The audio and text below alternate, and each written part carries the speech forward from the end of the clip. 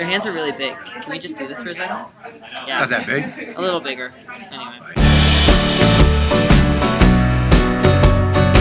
Sometimes. Hello. This is Everybody, George. happy birthday to him. Happy birthday. 30 years old. You were just giving me good advice about turning 30, though. Don't worry about anything. Anything. But that's my advice about almost anything in life. But I was gonna say, George, since you're on Muchmusic, you've just been the cool guy. No.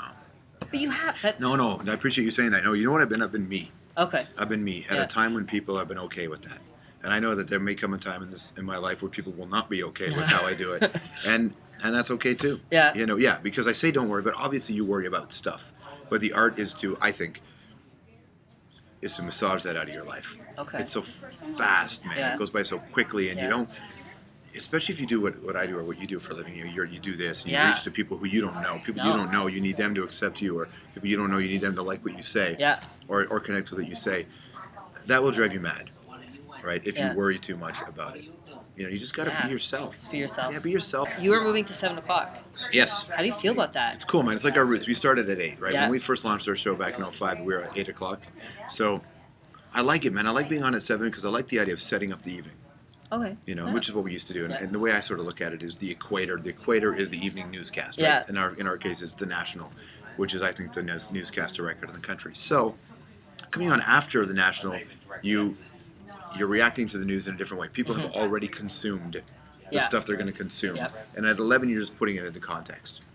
7, you're setting it up. Yeah. You know, people would have seen what they've seen at work, but a lot of people miss some stuff at work. So now it's like, let's get you ready for the rest of the night. Going to get on the phone with somebody, going to have a conversation about something. We can set that up. You've been doing this for a long time on 2 different networks interviewing. Is there someone that you're just like, why can't I get this interview? I'd love to talk to Neil Young. Neil Young? Really? You haven't? No, never done it. Well, I dreamed I saw the knights in armor come and say. The lyrics he was writing when he was 24 years old, better than people are writing when they're 80 years old, right? Most people can't do it. What he's been able to do. So Neil Young, I think he's the GOAT. So does he just not do interviews? Or just... Yeah, he doesn't come to Toronto very often, or at least on a press situation. And when he does, he doesn't do a lot of interviews. Yeah. He doesn't need to. He's Neil Young, right? There's lots of changes going on CBC. There's lots of... Are there things that, one, that you're happy that you're with the CBC, and things that another one point you're kind of like, come on, CBC, or come on, people funding CBC? This is a super rare thing in your career, to be able to work at a place where the #1 responsibility of your company is the content. Everybody else's business, for the most part, their #1 responsibility is money. Yeah. Which is not bad. Yeah. That's the way our market's set up, right?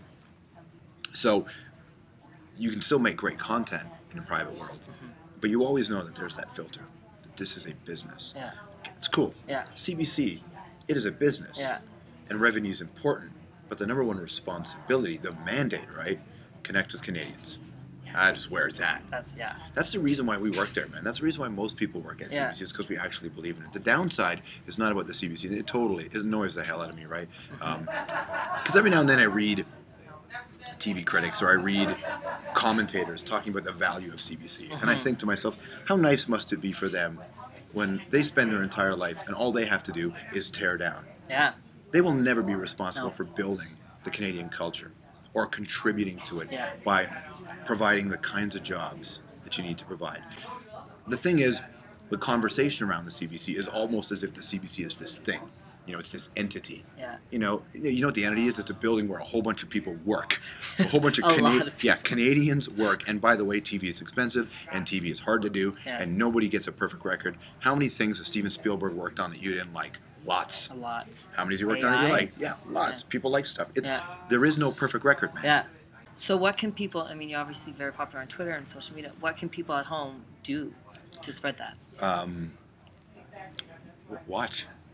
And tell people. I'm not saying watch my show. I don't mean that. I mean just like watch Canadian shows on every network. You know, pressure movie theaters to run Canadian films. Yeah. You know, that's what I think. You know, Canadian TV shows, TV stations have to run Canadian content. Canadian radio stations do. Canadian movies. These movie theaters run movies funded by the taxpayer, right? If you run, telefilm films, so you should run them. Yeah. They should go. You know, and I know, and I know that people are like, oh, that's protectionist, so that's left wing. No, it's not left wing. It's called smart. It's called pouring a foundation. Yeah. And I think that's really important to do. You had my grandmother on the show last year. My grandmother's the comedian.